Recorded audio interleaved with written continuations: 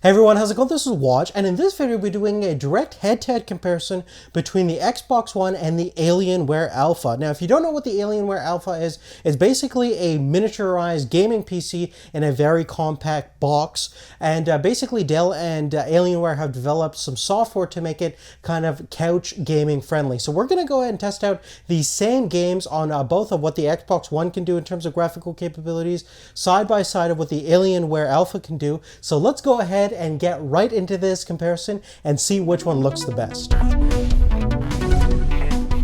Now, looking at the actual physical differences between these two, you can see that the Alienware Alpha is a very compact gaming platform, even though it's a very powerful system. It measures under 20 centimeters in terms of its length and depth, versus the Xbox measures about 33.3 centimeters in terms of its length, and about 27.4 centimeters in terms of its depth, which is quite large. It's one of the largest consoles out there. And in terms of the actual internal specifications, we have the AMD Jaguar processor on the Xbox One, which is an 8-core processor clocked around 1.75 gigahertz, versus the Alienware Alpha comes with a couple of different options for CPUs. We have the baseline configuration, which is an Intel Core i3 4130T, which is a dual-core processor clocked in about 2.9 gigahertz with 3 megabytes of level 3 cache. You do have 4 threads on it because it does have hyper-threading enabled. Now, in terms of the RAM, we have 8 gigabytes of RAM on the Xbox One. Now, we have 4 gigabytes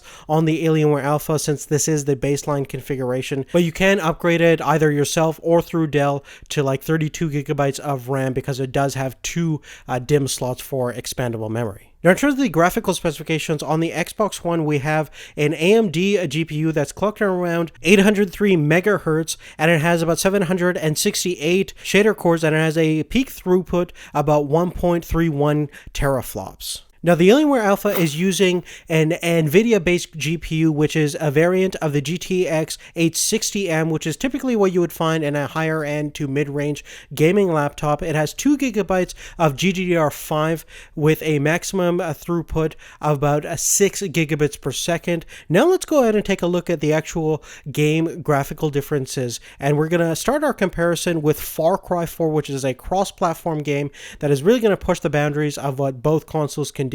We're rendering at 1080p on the Alienware Alpha using high detail settings. So let's go ahead and see how both platforms perform.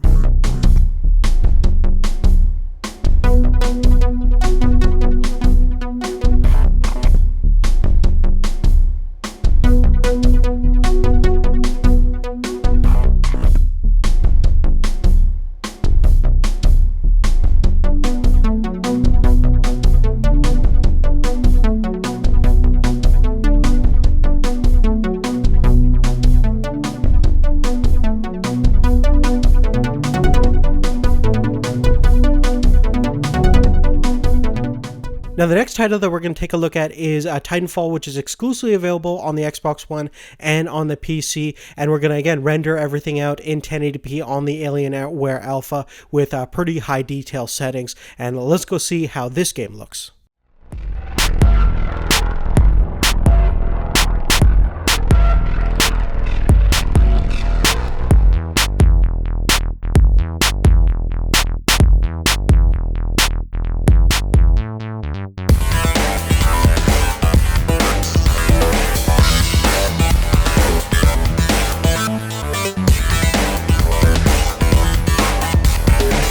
Continuing forward, looking at Call of Duty Advanced Warfare, we can definitely see that the Xbox One renders things at probably a resolution that's close to 720p to maintain a kind of 60 frames per second frame rate, versus we can maintain that kind of frame rate on the Alpha, but render everything out with high details at 1080p. Now, it sometimes struggles to achieve that 60 frames per second all the time, especially when things get a little bit more busy and hectic, but it definitely does a better job of delivering visual experience that has a very little aliasing compared to the Xbox One, which is a huge problem with what I have with the Xbox One. You have aliasing all over the place, all over time in many different titles, and you do have better details in environmental elements and character elements, so just generally a better gaming experience on the Alpha, and it's certainly to be expected because it is a PC essentially.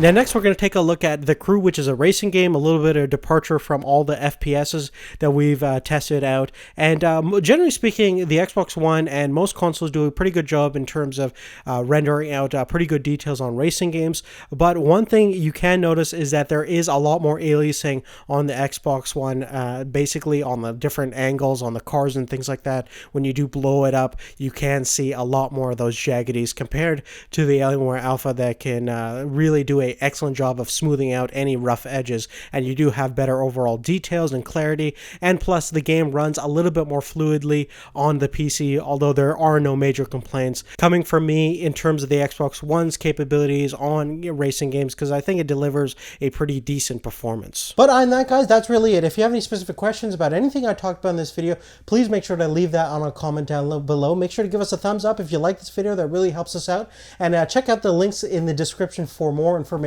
about everything we talked about. And if you're interested in how the Alienware Alpha compares against the PlayStation 4, definitely check out our channel where you'll find that video. Thanks again for watching, and we'll see you later. Take care.